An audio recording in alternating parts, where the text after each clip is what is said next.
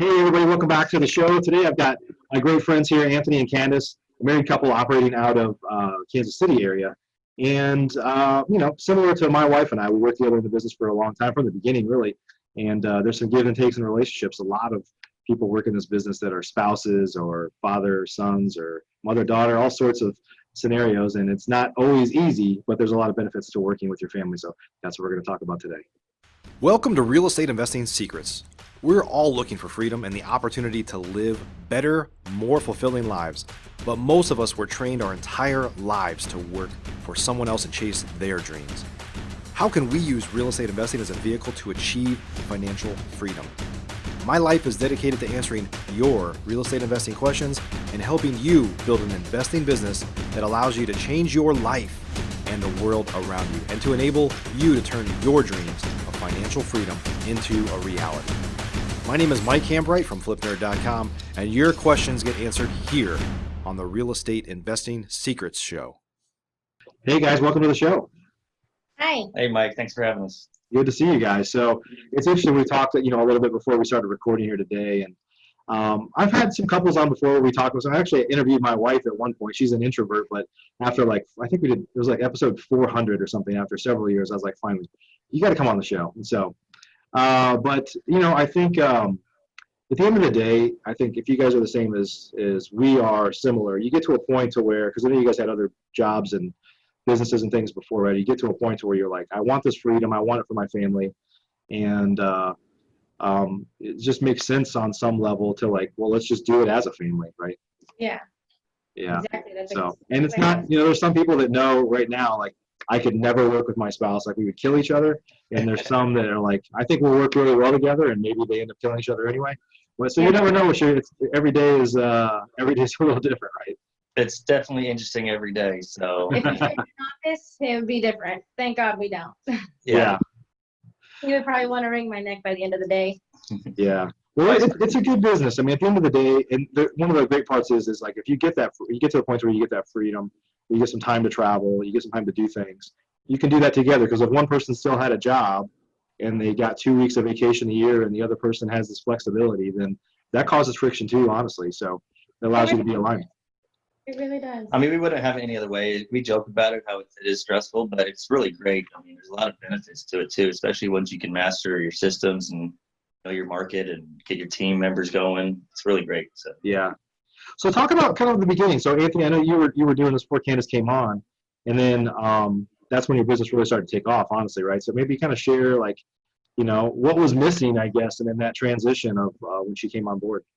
yeah, so I was originally doing it by myself. I thought I could do it by myself. And then Candace saw me struggling for so long. And then we eventually started talking, started networking other people, and realized our systems weren't there in order for us to be successful and scale this business.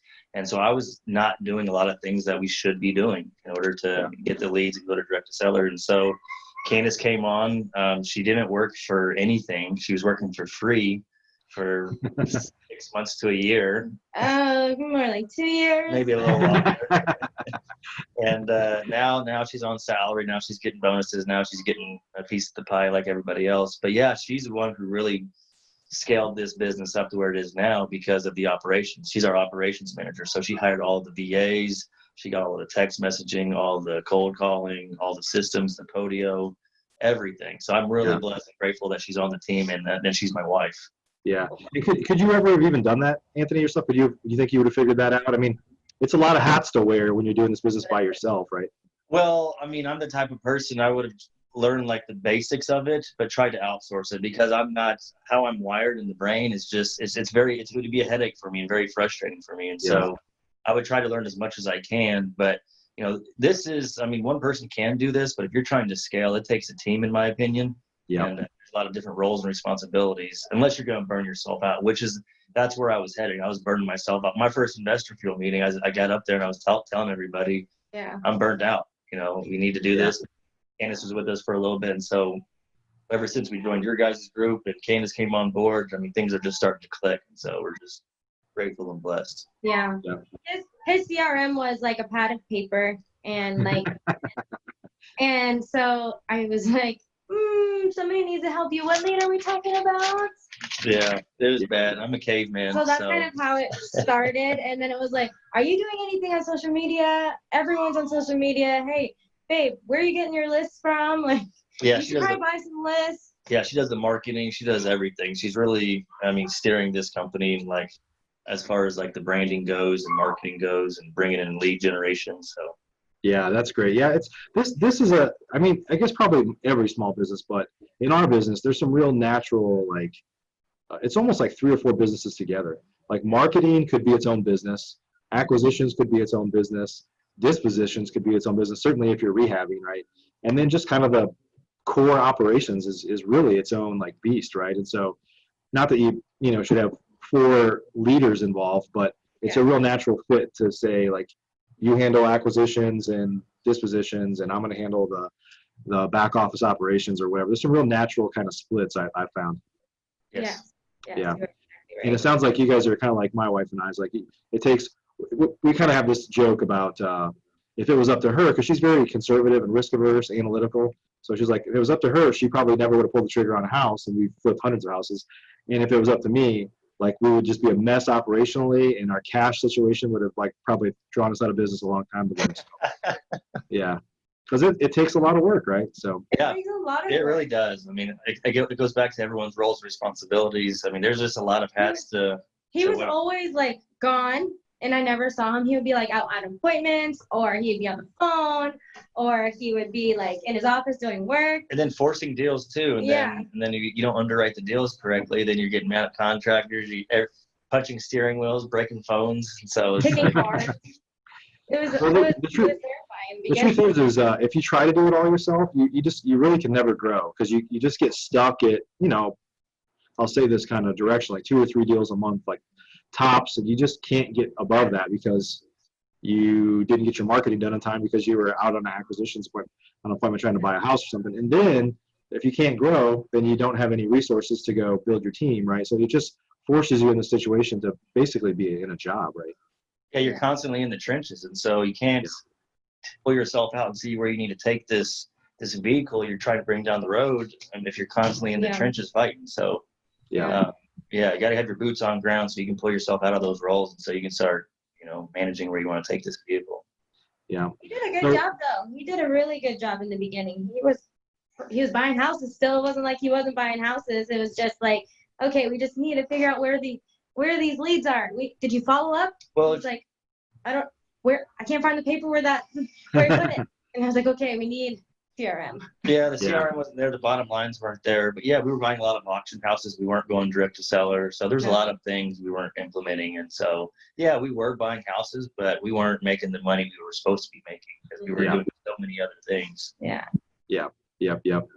Yeah, you're right. In the trenches is the word I would say. Is you just, especially if you're like, Anthony, like if you're, you have to be good at acquisitions. Somebody has to be good at acquisitions to be in the business, right?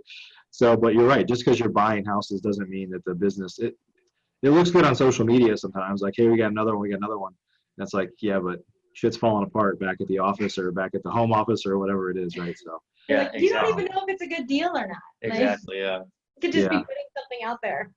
Yeah. So Candace, what did you do prior to coming on, and how big of a transition was that for you? I was actually working at Century 21 as like an office admin. Okay.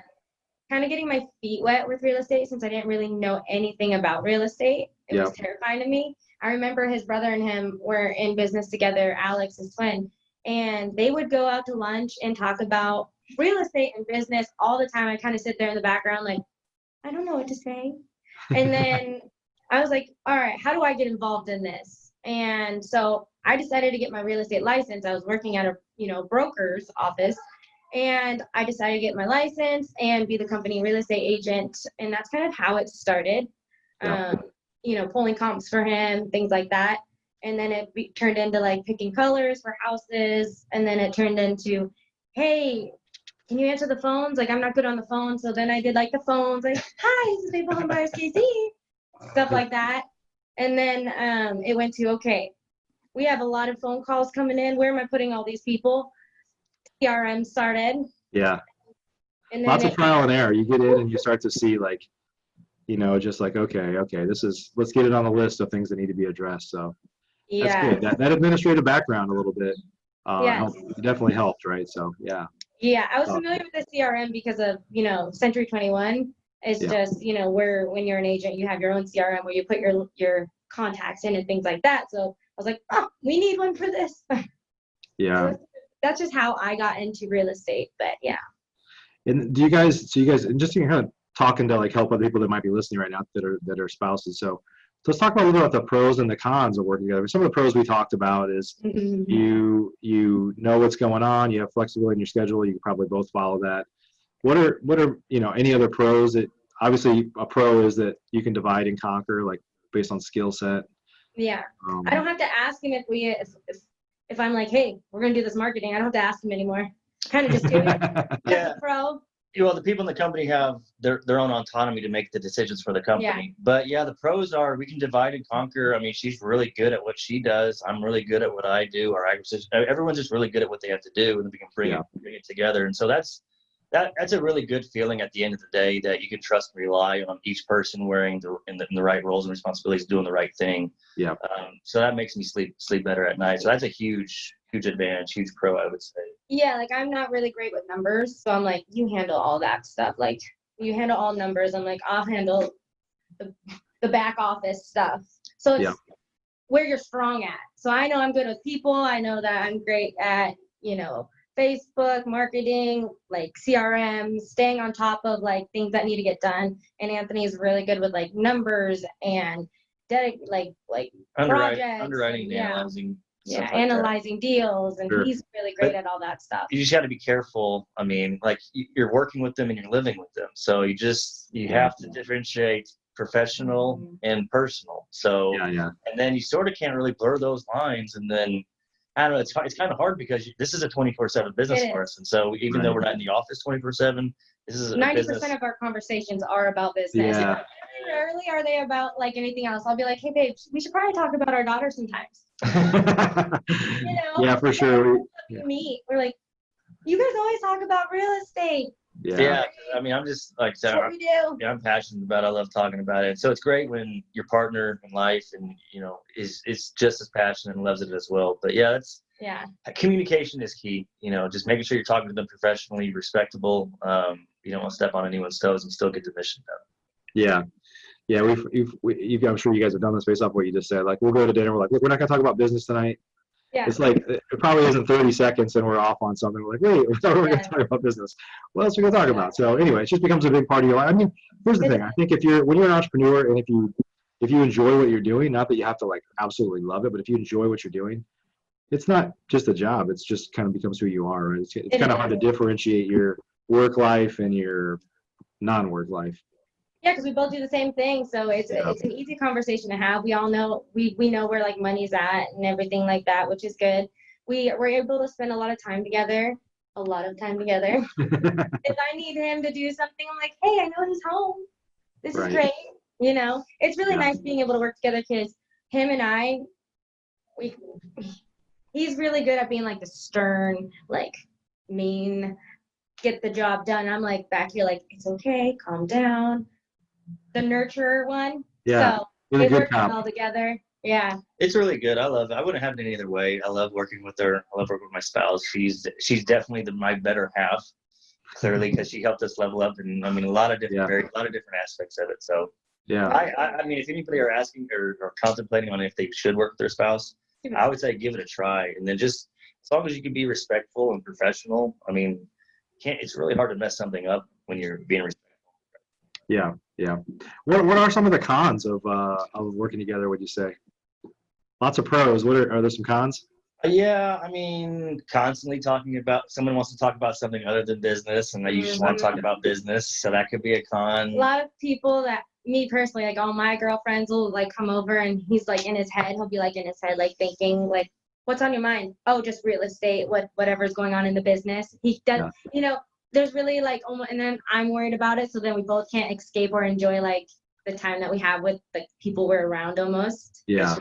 I really don't think there's a whole lot of cons to it. I mean, but I'm looking at it a pretty biased view because I feel like I need her and vice versa. I need him. Yeah. Even if there was some cons, it's like I don't I don't see them as a con, or just maybe a gap that needs to be filled, or a lack of communication or something.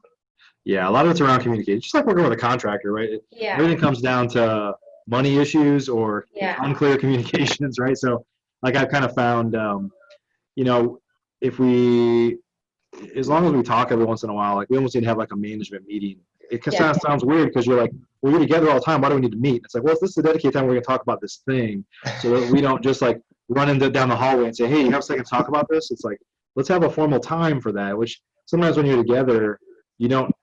Everything's informal, right? So you're like, well, if we can make like a formal, this is like the financial meeting once a week, or let's talk about our inventory or whatever. Yeah. Otherwise, it's like a meeting could happen at any time, right? I'm a stickler about our company meetings, and she's like, do we have to talk?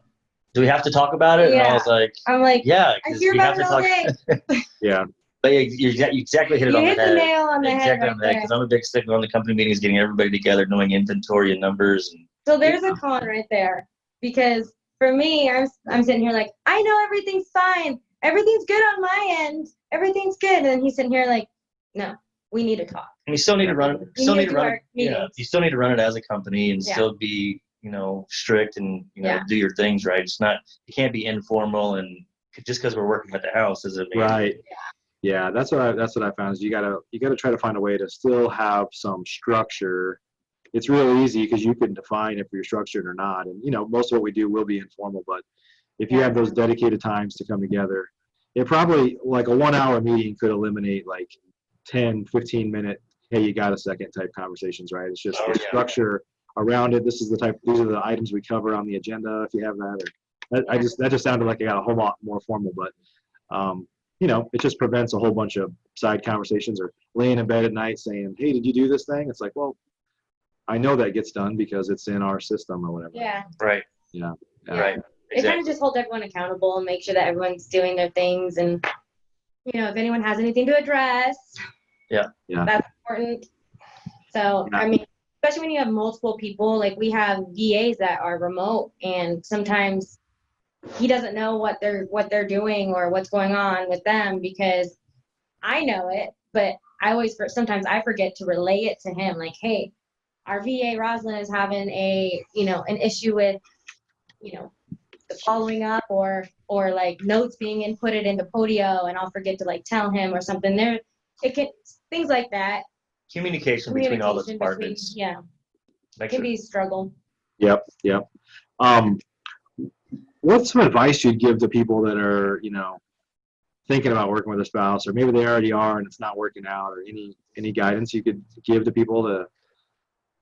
What's helped me out is I like to read a lot now, because as you get older, you know what you don't know anything. You feel like you know something and you don't know anything. So it's like I'm constantly reading because I feel like we can always get better. And so what's helped me out was reading business books and management books. And again, it's just differentiating the business and the professional, or the business and the personal. So as long as you can still talk to them, loving in a professional way, in a respectful way, and still get your point and mission across, I think that's what's key. I think where people blur the lines is they don't know how to communicate, and one partner might be feeling more pressure than the other partner, and they don't know how to communicate those pressures or tell them, hey, what's going on? Or somebody feels like they're doing more than the other, and they don't have the roles and responsibilities laid out as what they should. Or they're like they don't know what they're doing. Yeah. I fall into that a lot, especially with systems, when we're doing like a new system or someone sends me something, hey, have you heard of this place to buy list? I'm like, I have to check into that. But, I can get overwhelmed pretty easily and get really like flustered and then take it out on him, because I'm like, why would you give me this task? Like, why would you do that? I already know what's working. Why would you? Things like that is like. Just every day, just bringing, it's funny because you work at home, but bringing your homework with you, and not differentiating and separating them, and just finding that work-life balance and still progressing as well in both categories. Yeah. I get flustered pretty easy on new systems if I can't like sit there and focus, like do my work in like a quiet space. So I'll get flustered, and he's like, okay, well, just calm down. I'm like, okay. So it's like bittersweet. Sometimes I just want to wring his neck, but for the most part, Well, I think everybody that works together, even if it looks like things are perfect, they each want to wring their neck every once in a while. But yeah, I think what you said is very true. We've seen the same thing here. Is that you have to kind of respect what the other person's doing, and do you want them to? So one of the challenges I have with my wife is there's a bunch of stuff that she's really good at, but she didn't necessarily like doing it, right? And so I'm just like throwing it over the fence, and then she like sees it as like I'm doing the fun stuff, and she's doing the crap. Even though I'm like, well, you're really good at it. It's like, yeah, but I don't want to do it. So it's like, okay, it's just being aware of like how the other yeah, person, because it's almost like you want to like fill out a survey every once in a while, like how do we feel on a scale of 1 to 10 on this, or something like that. But exactly, yeah, exactly. Yes, I'm right there with you on that. And yeah, patience is key. I think like having Yeah. patience, like in, I know that he's constantly learning new things. I'm constantly learning new things. People in in the back end of our business are constantly learning new things. We can't rush it. You can't rush anyone to like get to that point, like, finished product. It takes time. Yeah, patience is definitely. Yeah, you got to be patient. Yeah. yeah, And understanding if yeah. mistakes happen, because mistakes will happen in this business. Yeah, no doubt, no doubt. Yes. Yeah. So what do you Especially think about? if Obviously, you're you guys are members of Investor Fuel as well, and so one of the things that I found, I've always believed this because I've been in before I had a mastermind, I was in masterminds or other groups. It's like you're right, as an entrepreneur and kind of a subset of an entrepreneur, a real estate investor. Sometimes when you're with your non-real estate investor friends or your non-entrepreneur friends, it's hard to communicate. You're just like, Yeah. I'm just different. I'm just wired differently now, Yeah. And What do I say?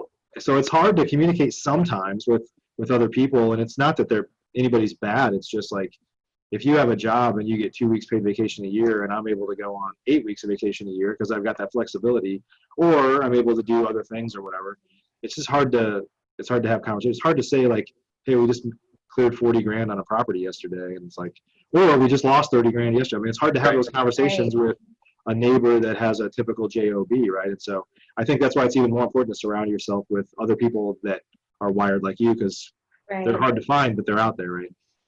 Right. And like I have a twin sister. She's my identical twin sister, and she doesn't understand our business completely because Right. she's in phlebotomy. So when I talk real estate, it's kind of like Chinese to her, and she doesn't really understand. She sees me working at home. She sees my husband home. Our daughter's home, and it's hard for other people to really relate to our Yeah. lifestyle. And I mean, it's hard because jealousy is always plays, especially when it's family. It's not really jealousy. They just don't really understand. And if you circle back to Investor School, it's great to be a part of a group like Investor School, people who are constantly doing different little things in real estate that you can talk to. I mean, the Investor Fuel private group, I'm engaging in that thing almost every day because it's like, you're my people, right? Yeah. And so it's like, Right. yeah, I don't talk to anybody. Other people just don't. You can't shoot the crap with anybody else because they don't really necessarily understand the lingo or what you're getting or whatever. So Yeah. it's pretty cool to be a part of that group. Yeah.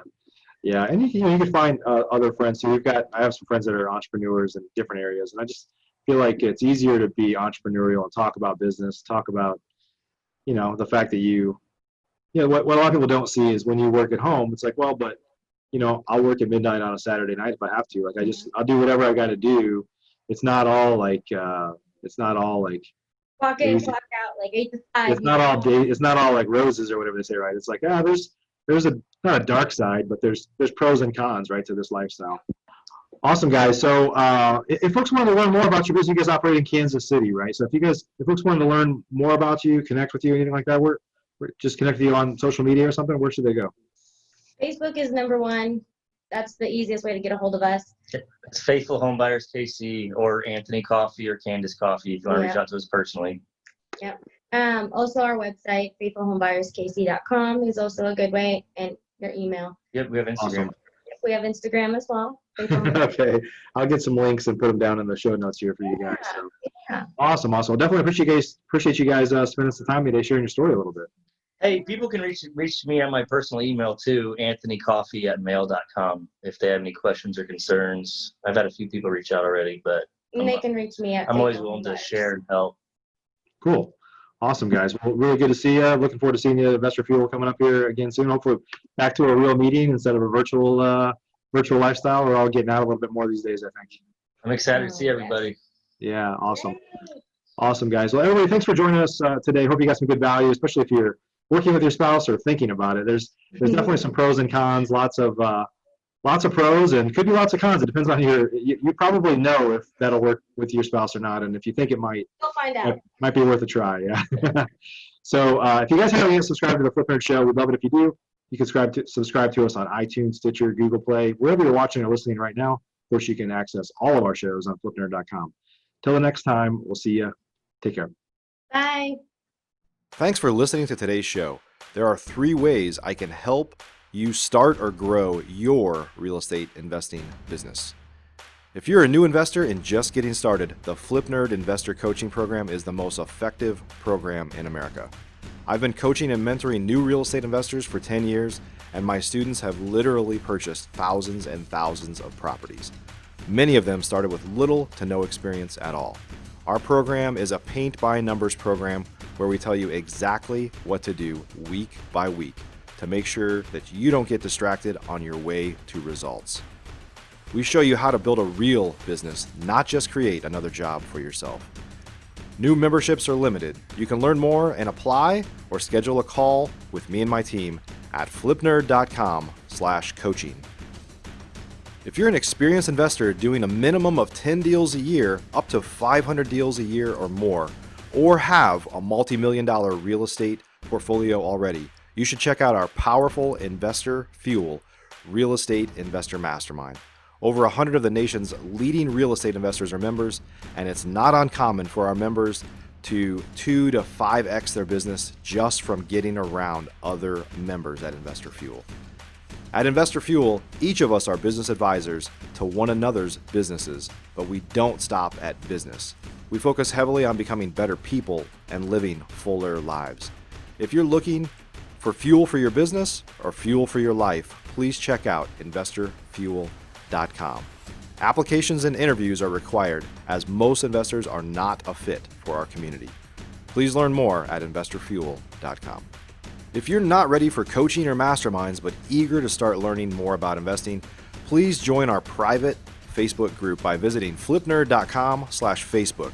New members get access to free training from us right here at flipnerd.com, and it's a community to safely ask your questions, a great place to get started. Simply go to flipnerd.com/Facebook to request your access today.